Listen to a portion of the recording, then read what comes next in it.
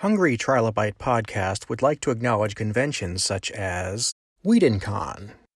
WhedonCon is a fan-generated charity event for Buffy the Vampire Slayer, Angel, Firefly, and all Joss Whedon creations. It is scheduled for October of 2020 and is held in Los Angeles, California. Portion of the proceeds benefit the Los Angeles LGBT Center, as well as the Ron Glass Memorial Scholarship. See details at WhedonCon.com. On mic today, I had the honor of talking to Bruce Vilanch. How are you doing today, good sir? I'm moderate to heavy. How are you?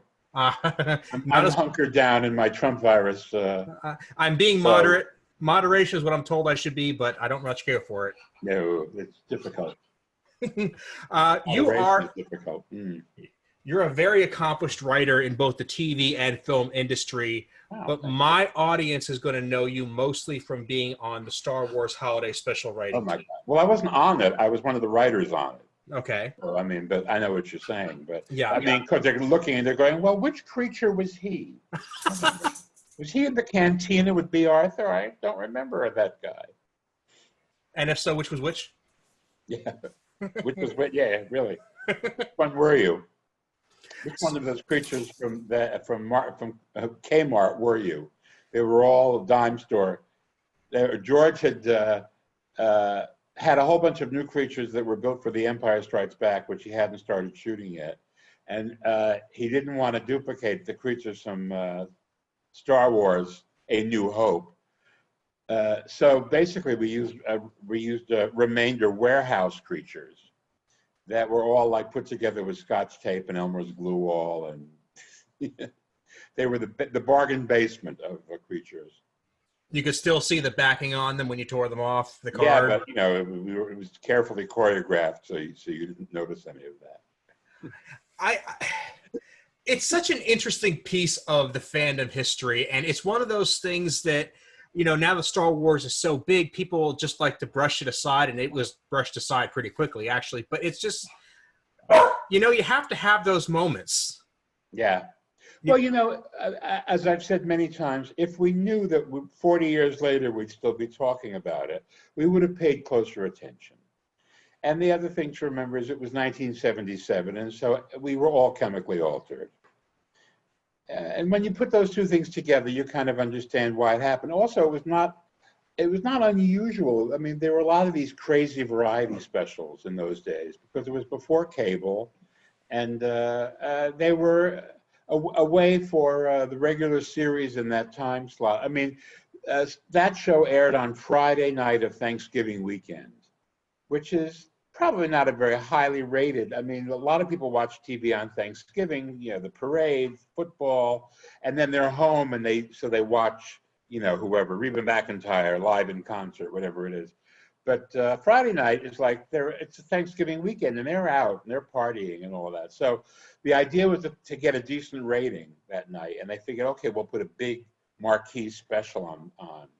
And that was what it was designed to be. I don't think if George knew what it was meant to be as far as the network was concerned, he would have allowed it. He probably wouldn't have sold it. I think he really believed that there was going to be an original musical based on his story, and in the middle of it, we would insert Boba Fett as an animated sequence, and the rest of it would just be an original show, and I think he was stunned when he saw what was happening, that, guest stars were being imported and numbers were being shoehorned into things, and a lot of stuff that he was not happy about, and he got out of town.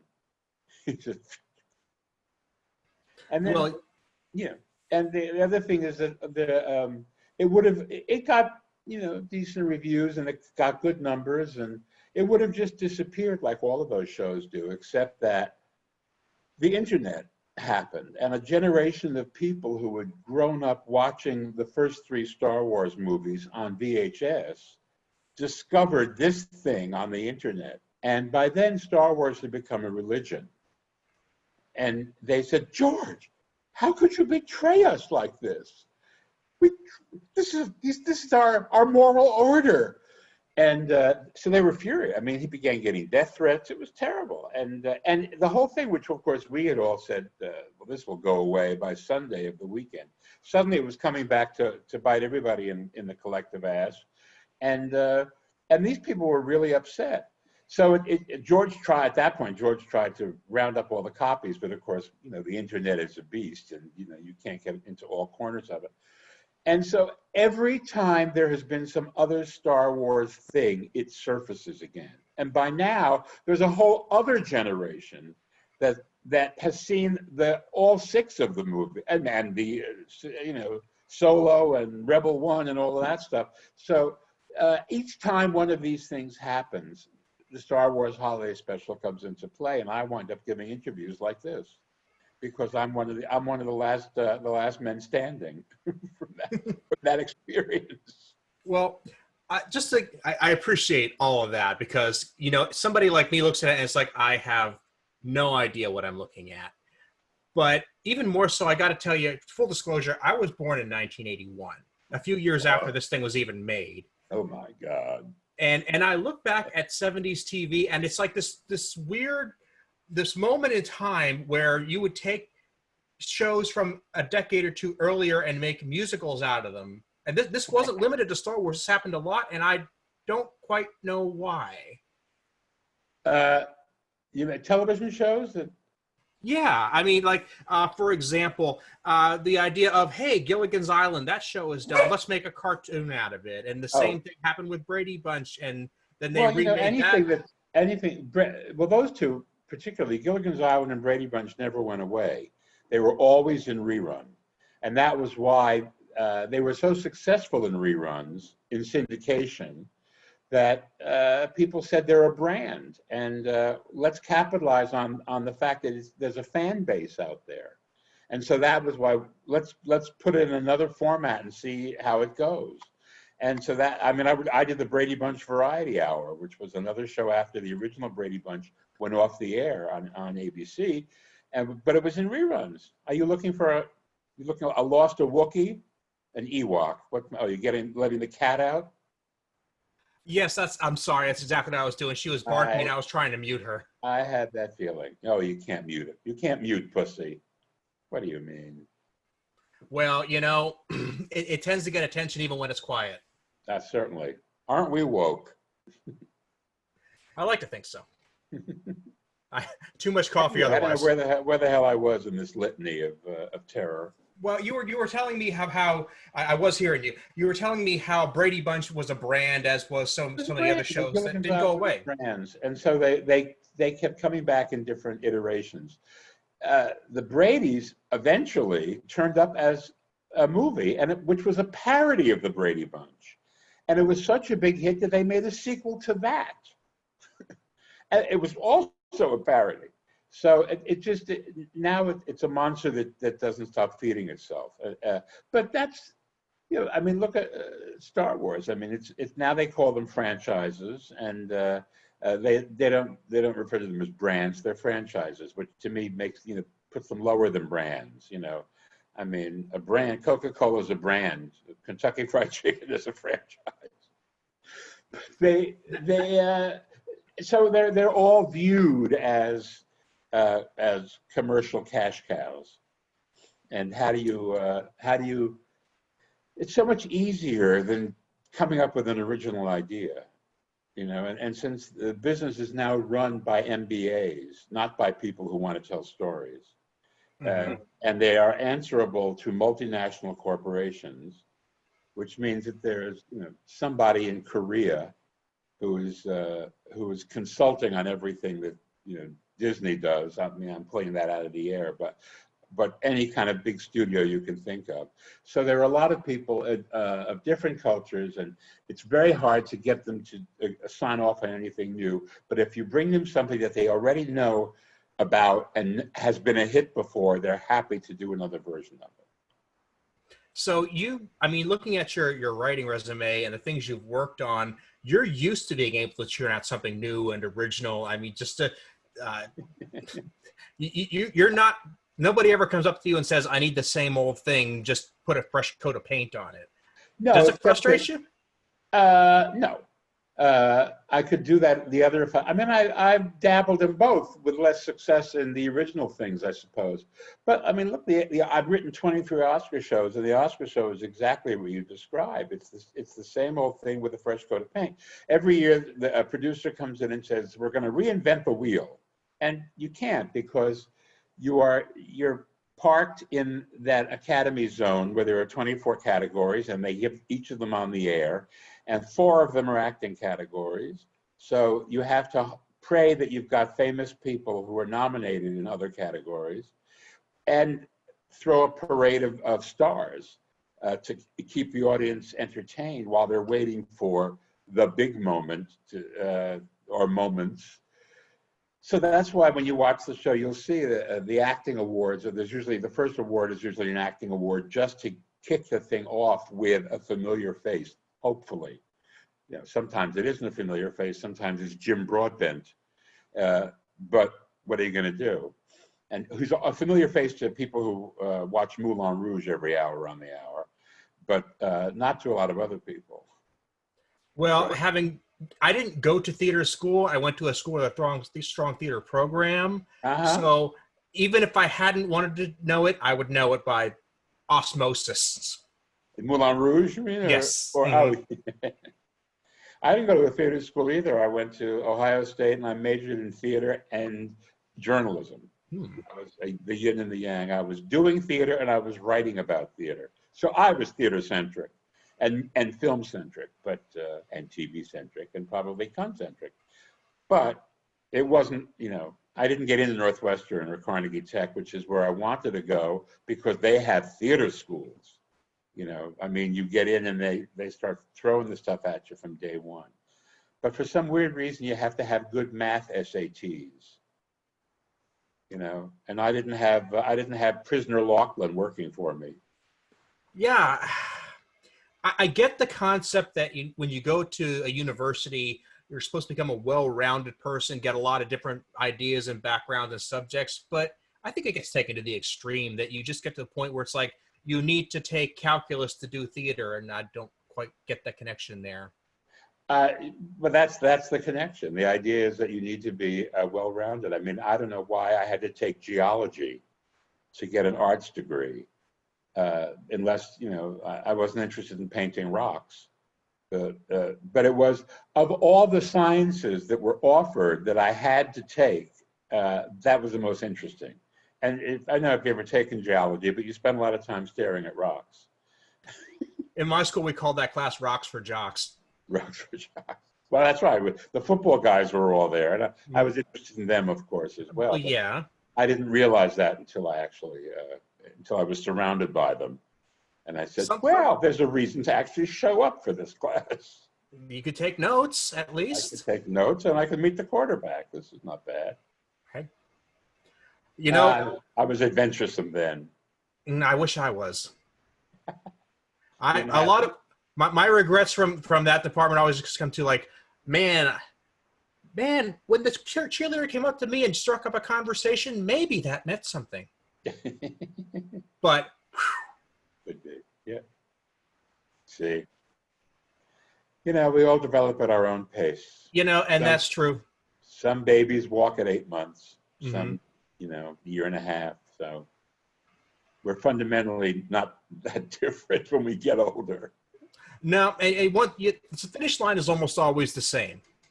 You get to 30-ish, and you've gone through school, and you've had a couple of jobs, and you can drive and vote, and you all have basically the same package at the end.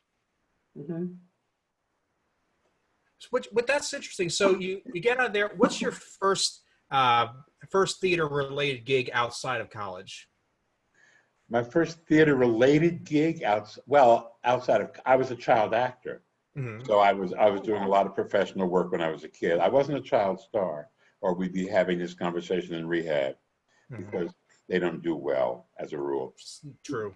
Yeah, but so I was always working outside of the whatever else I was doing. I mean, when I was in college, I was doing commercials and acting in stray films that came along, and then I went to Chicago, to the Chicago Tribune, and I was writing and I was acting in Chicago as well.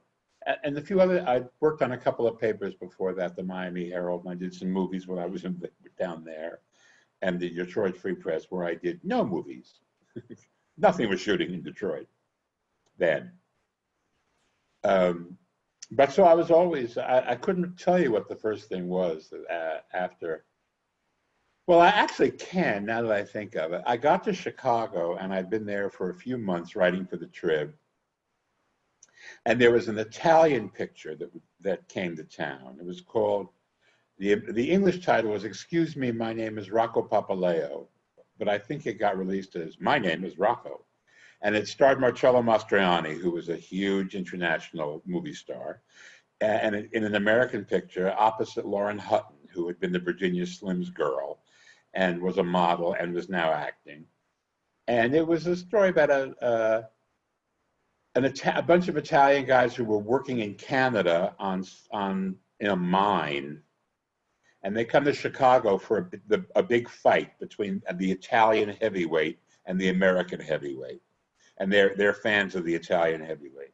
And he gets separated from his group in Chicago and has a kind of odyssey. And he stumbles into a bar on Skid Row where boxers hang out, thinking he will find the heavyweight there. And it's a bar run by me. And I am this butch queen former fighter who's now a very flamboyant, but still butch, bartender named Auntie Rosa, Tanta Rosa. And I had hair, not a lot of curly hair, and they put like coils in my nose, so I looked like my nose had been broken, like I was a real pug. And we shot that movie, and it has the distinction of being the only Marcello Mastroianni movie to flop in Italy. This is something, because he was like, he was next to sainthood. Then this picture came out. But the director became a big director. Ettore Scola became a big foreign director, big Italian director. And I was, of course, brilliant. And every single line in the movie was dubbed by somebody. I mean, I wasn't dubbed, but Marcello was dubbed. Everything was into English. So on the set, we would speak whatever language we felt like. So there'd be, I'd be doing, well, he and I would do our scenes in French, because we knew they were all going to be dubbed in later on anyway. Anyway, I'm sorry that was a long-winded thing, and there are absolutely no fans of that movie. If there's a fan site for that one, I haven't found it. But that was the first thing I did actually out of college. Well, fair enough. It actually sounds like something worth watching just for the sake of watching it. And I will say, in terms of fictional bartenders, I would like to serve me a drink. I'm going to put you at number 3. Arthur. You're going to be a notch below Quark and Guinan, but I'll still put you on the list. That's right. Mm-hmm. Thank you. I prefer that over the bar in Star Wars for sure. It may not be. I haven't looked at the movie in a long time. I have a VHS of it. Mm-hmm. Now I have to dig out my VHS to look at it. I think I may have had it copied to DVD. That's possible. Anyway, it may not be as terrible as I make it out to be. I don't know. It's gritty. I'll say that. Well, I think we've got a reputation for being one of those gritty Italian post-neorealist directors. Yeah, everything you're telling me, if I have the timeline right, would be stuff that wasn't inappropriate for what was going on in Hollywood at the time. No, this was 1970. Okay, that's kind of what I was thinking, just the late 60s, early 70s. 1970. Yeah. I mean, overdubbing was a big deal. Foreign movies were starting to come in. The rating system was out the window, so people were making God knows what. I mean, it was just that time. Now, the rating system had come in, actually, in the 60s, but this picture being a foreign one, unless they distributed it in the U.S., didn't get a rating. But, in 69, Midnight Cowboy won the Oscar. It was the first X-rated picture, I think the only X-rated picture to ever win the Academy Award for Best Picture. So the rating system came in the late 60s, and it was basically a response to the change in mores in movies that happened with Vietnam, where people swore more, and in order to appeal to a younger, modern audience, they had to make the pictures less stodgy. And they kind of jettisoned the production code at that point and put a new one in. And among the things they did was to establish the rating system strictly because if they didn't, Congress would have stepped in and caved into the right and set up its own rating system, which would have been government censorship. So rather than have government censorship, the motion picture industry banded together and formed the MPAA, which administers the rating code. God, this is dry, but. Well, I feel like I owe you an apology now because I misspoke. When I said the rating system, I was thinking of the original production code, which was that was in the 30s. Yeah, I mean, that was went back to the Depression. And for the same reason, I'd like to point out, because in the 20s, movies were considered so scandalous that they were a bad influence. And so there were again, right-wing groups, the Legion of Decency, which was a Catholic group, was railing against Hollywood. Hollywood was everything that was wrong with the country was Hollywood. And then the Depression happened, and people flocked to the movies even more. And so the movie business, again, they established the production code. Yeah. To keep the government out of the movie business. Sure. And that was kind of what I was getting at, not the MPAA. So that was a misspeaking on my part. Yeah. If they had put, ratings, I think they toyed with the idea of ratings, but that was too radical. Mm-hmm. They just said, no, we'll do everything this way. You must always have 1 foot off the bed if you're in bed. And it's always double beds. And, crime can't pay. And there was a checklist, and there were, people who were checking the boxes on everything with every script that came in. Some of that still happens, but it's self-censorship now. It's not government. I have a framed somewhere in here, a letter from the head of Standards and Practices, which was basically the network censor, when Robin Williams sang Blame Canada on the Academy Awards, because it was nominated for. Mm-hmm. And there was a list of things that we had to cut from the song. That bitch Anne Murray must be cut. I remember that one.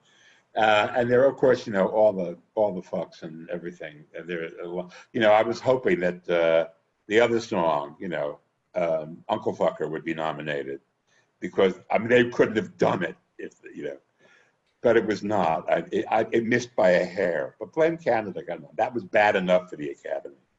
It didn't win, but it was a great number. I love that song. I really do. Yeah. There was a group, and I don't like to point fingers. I don't like to play the hate game, so I'm not going to mention the group. But there was a group about 2 or 3 years ago who really got into, their thing was they wanted to create a service where you could get any movie or TV show you wanted pre-edited with whatever content you didn't want cut out. Wow. Okay. Not my cup of tea. Like ordering a meal. Yeah, exactly. I'd like the milk, please, but hold the amino acids. Yeah. And it's like, so there were and I had to research this to know it wasn't a joke. It was that absurd. But there were people on there saying, finally, I can get Game of Thrones without the sex. Yeah. Who would want it? They just want the violence. Is that it? Yeah, you can have the sex. I want the red wedding, but mm-hmm. I don't want to watch it consummated. Right. Or you could cut out the violence too. I'm like, this show would be 5 minutes long. There'd be 2 sets of credits, and that's it. That's what they used to do to musicals when they would send them overseas. They would cut out a lot of the numbers because the audience was interested in the story, and the numbers slowed things down. But that's still on airlines. Of course, they're famous for that. They have people at the airline who edit the movies before they're put on the plane. And if you want to see Game of Thrones, now that doesn't happen anymore because they don't show them in the cabin anymore. Mm-hmm. Everybody's watching it on an individual screen, so they can put up a disclaimer.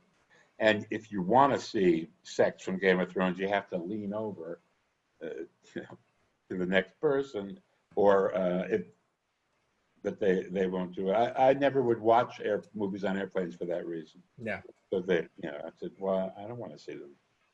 Yeah, you're not seeing the movie at that point, because if there's that much in there they have to cut out, you're going to miss that much by not watching it. Yeah. So it's like when Comedy Central got big in the 90s, they would always get these really edgy, hard PG-13 R-rated comedies. They would cut out everything they couldn't show, and then the movie didn't make any sense. It was weird. One of the reasons why Logo didn't catch on, Gay Network, which is still around, from Viacom, is because they didn't have that much money, and so they couldn't do that much original programming, and they would buy a lot of movies that they thought would appeal to this market. But they were all basically R movies, and they had to make cuts. And so they were basically asking you to come and watch these movies that you had seen already in their truncated versions now, and sit through commercials besides. So is it any wonder nobody tuned in? No. So it would be a particular show that was original to the network would, yeah, I mean, they floundered until RuPaul came along and kind of put them back on the map.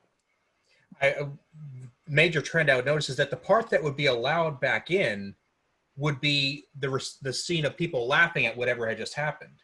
But you weren't allowed to show what had just happened because that was too risque. That's so hysterical. Yeah, that's very funny. It was 10 minutes or something. Funny happened there, but it's like in some movies, they would cut a number, but they would play it up to the number and then pick it up after the number. So it was like something was about to happen and then cut, and it had happened, and you don't know what it was, but they were all reacting to it. My favorite is actually it's on Turner today, Gypsy, Rosalind Russell, where they cut one of the big hits from To Wherever We Go, Whatever We Do, We're Gonna Go Through It Together. That's not in the movie.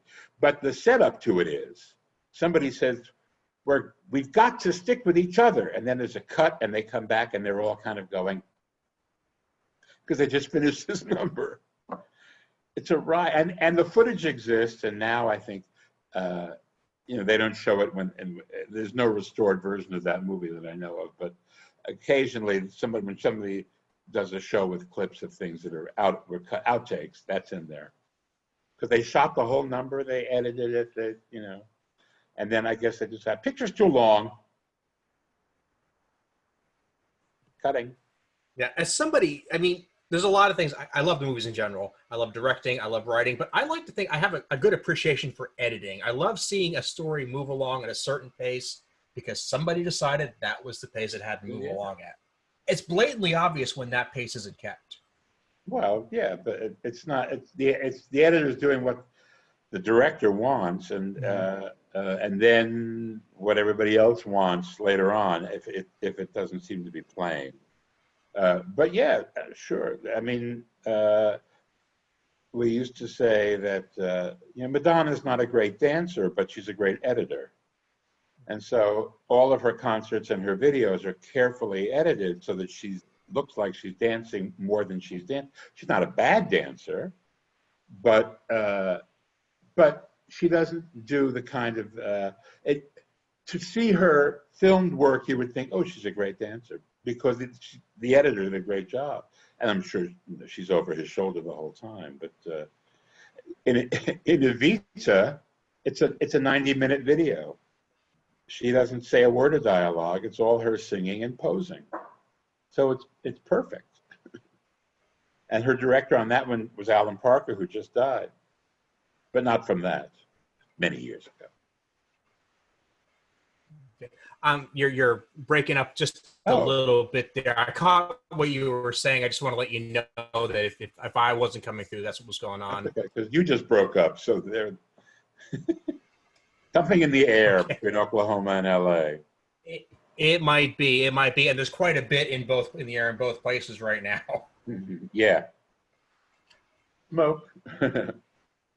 Ragweed. Oh, that, yeah. Well, of course. But. So, are you keeping busy these days? Aside from wearing amazing glasses? I mean, writers can always write, and the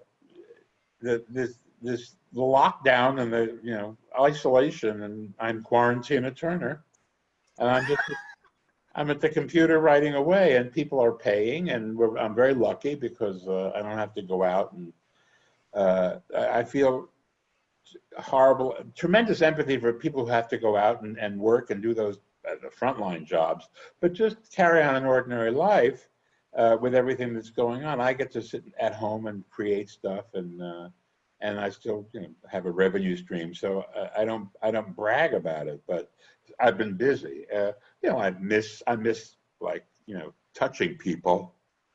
I have a pug, and that's, she's been thoroughly touched. But I miss that. I miss that, the human touch. And I've had it occasionally. I mean, they've lifted some things out here. I don't know what it's like in Oklahoma, but out here it was very severe. And now there's outdoor dining, and it's everything. It's gone from having a COVID noia, where you're scared of everything, to risk management. You say, well, what position am I putting myself in by doing this thing, and is it worth it? And at a certain point, it's worth it just to have the basic human contact, because we're never programmed to live in caves. No. Or we'd still be living in them. And despite any precautions we do need to take, there is an upper limit to how much we can do that before we start going crazy for various reasons. Well, that explains why people open things up ahead of them when they shouldn't. Mm-hmm. And then have to close them back down. So that's very poor risk management. Bruce, I am really sorry. We're starting to get a lot of glitching here, so I think we should wrap this up while we're ahead here. Okay. I would definitely like to talk to you again, though, because I just love your personality. I love your insights on movies and film, and this is a great chat. Great. All right. We'll do it again. Absolutely.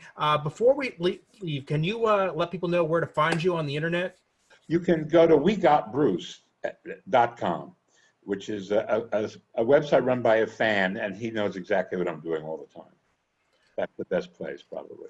I'm going to have to check in with this fan and touch base with them before this goes live. All right. Bruce, thank you so much for meeting with me here, and I'm looking forward to our next chat.